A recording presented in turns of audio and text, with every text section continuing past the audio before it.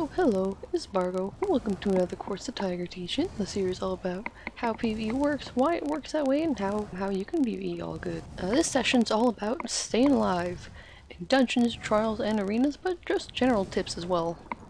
Some of the tips can mostly be used on vet groups where you're going to be real coordinated, but also you can take something away for every level of PvE content from this video, I'd hope. So staying alive has like a bunch of big advantages. If one person dies and it ends up being two people down, mostly because someone else has to spend 10 seconds or so rezzing them. Maybe less if they're a Magplar, a Templar, even less if they're in Kagranax, but it's still important to realize that the more deaths you avoid, the better for your group, and the better for you too, because you will do your job much better if you're staying alive. This isn't to say that, if you're dying, it's a-okay. Everyone's learning, everyone's getting their thing. But this video will aim to help you recognize some of the big things to watch out for, especially how to stay alive.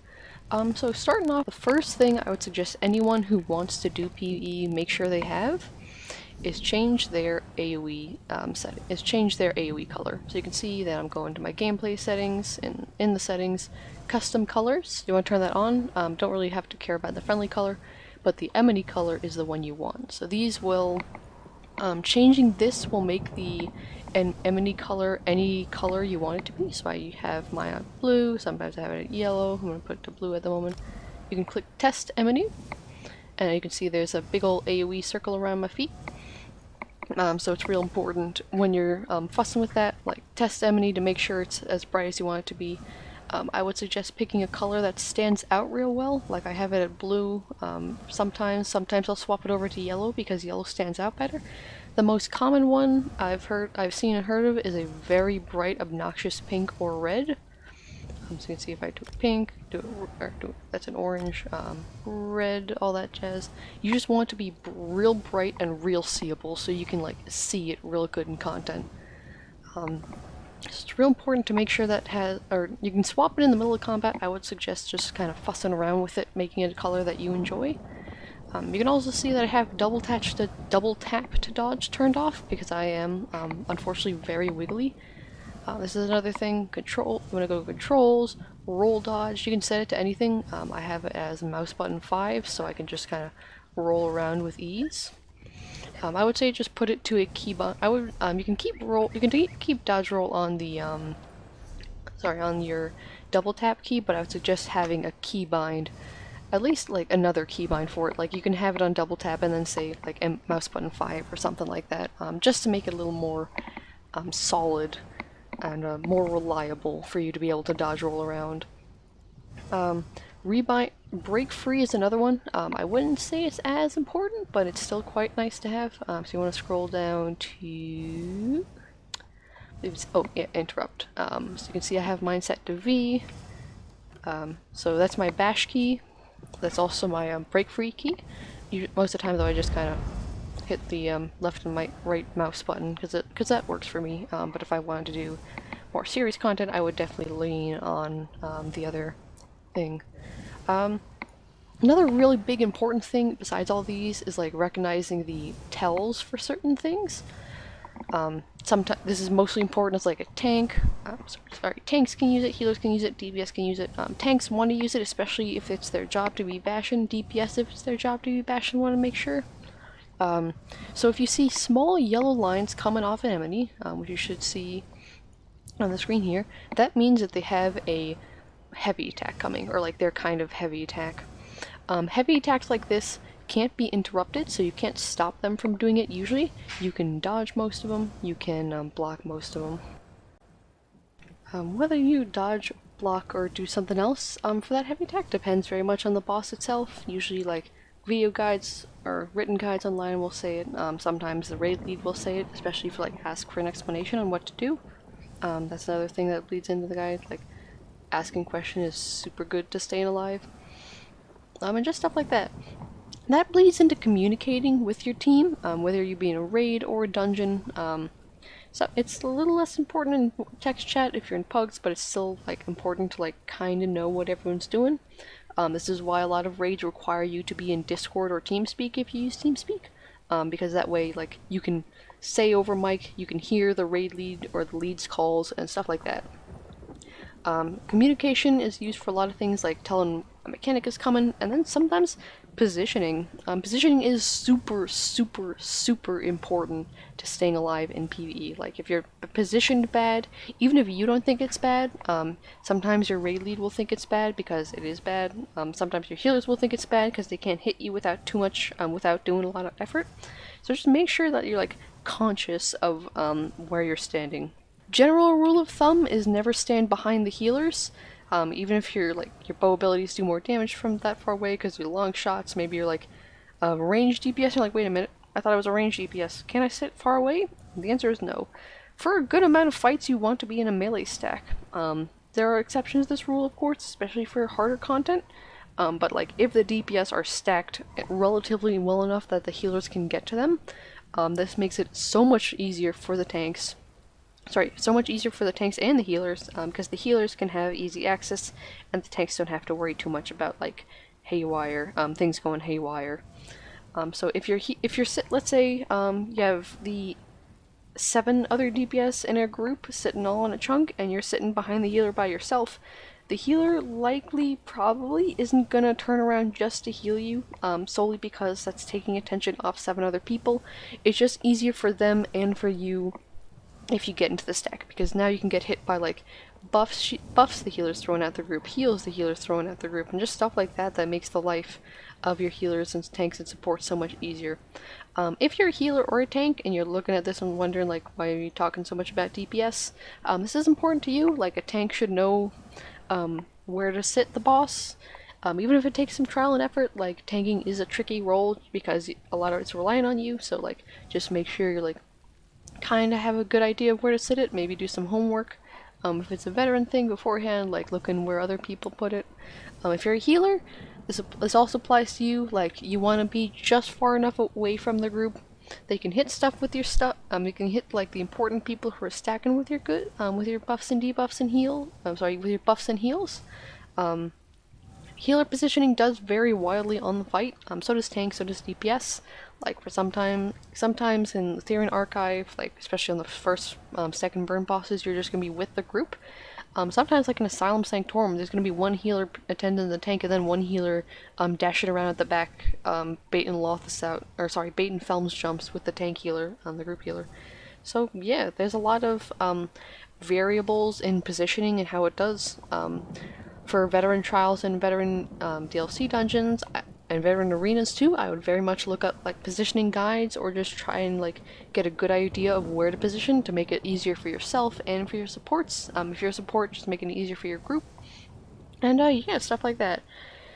Just learning to sit where on each fight, like, making the effort to learn where to sit on each fight, even if it takes a while, is very much appreciated by your leads, by your supports, if you are a support, by your whole team, and just stuff like that. It's important to know, because a tank sitting a boss in the wrong place can mess up a few mechanics. A healer in the wrong place can mean that people don't get buffs and debuffs, or maybe even crucial heals. Like, if the healer's too far away from the tank might not be getting too many heals. Stuff like that, which also bleeds into just asking questions in general. Like, it's never a really bad thing to ask a question, especially if you're unsure about something. Like, sometimes there are certain runs that'll be advertised as please don't come if we're gonna prog, or like a bait run. Bait run is basically something going haywire. It's like, there are especially if you go into V-Trials, there will be certain runs where the people expect you to know things beforehand, but, like, if you're not in one of those runs, maybe you're just, like, in a learning run, maybe you say that, hey, I haven't done this before, but I'd like to learn, there's no shame in asking questions, especially if it's, like, gonna help you perform better. Like, as a tank, hey, where do I sit this boss? What do I do when he does X? I keep dying to X mechanic, what can I do to help that? As a healer, hey, why is everyone dying? Wait, what do you mean I'm too far from the group? What are some heals and abilities I can throw out to make people not die as much, or make myself a little better? And just DPS, like, where the DPS should be sitting, what they should be doing. Like, a DPS can say, like, a DPS doing a certain mechanic can say, I'm uncomfortable doing X, can you have someone else doing it? Sometimes the answer is going to be no.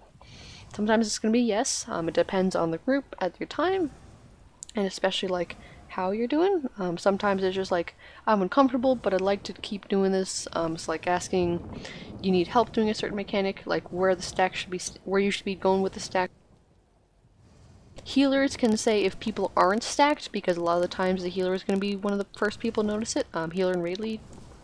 So it's real important to just like make sure. So like voicing your concerns. If your raid leads like, hey, you can voice your concerns. That like, hey, people aren't stacked, please stack closer. That's one reason you're dying. Tanks can say if people need to move or aren't stacked and stuff like that. Like if someone, sorry, for a lot of harder fights, you never want to be in front of the tank. So if the tank sees someone like on the wrong side, they can just call out, hey, please don't stand on that side or something like that. So just stuff like that is really makes communication important. Like especially if you're doing harder, like even veteran DLC dungeons. Like the difference, say, between doing Mazatun with everyone on voice and doing it with like one person or not everyone on voice, just makes such a big difference. Because then you can like communicate what's going on here, what's happening here. Oh, I'm dead over here. And this applies to like every dungeon, every trial, every arena, except Maelstrom, because you only have yourself to be mad at, or be mad with it for Maelstrom, or maybe anyone in group you're with. Yeah. The last thing I'd say is just get that constructive criticism roll. Like, unless you're good friend, or unless you're friends, unless you're like used to that kind of humor, telling people they suck for dying isn't the best kind of thing to do when someone's trying to improve. Just like looking at things and kind of getting an idea of what you can do better. Like sometimes the healer's in the wrong set, sometimes the tank's in the wrong set, sometimes the DPS are in the wrong sets. Like maybe you have to build more protective as a DPS for a fight, and someone wants to not build protective and is dying because of that. Sometimes the healer isn't throwing enough orbs, so people are paltry on resources. But sometimes that lack of orbs stems from the fact that the healer can't throw orbs because they're too busy having to burst heal or having to like raw heal too much to get enough orbs going, because people are taking too much damage that they can avoid. Sometimes the tank's not going to be like getting proper debuffs out. Maybe this is because the tank is panicked. Maybe it's because they don't have the right gear. And just stuff like that. Just constructive criticism. One real good way to do it is rip filter. Rip filter and improved death recap. The improved death recap will give you a little window showing, hey, these are the things you got hit with before you die, these are the heals, these are all that jazz. So improved death recap is something I would very much grab if you want to improve in PvE and check why you died. Something like rip filter, oftentimes people just like to use it to flex on everyone, like, hey, you died a whole bunch.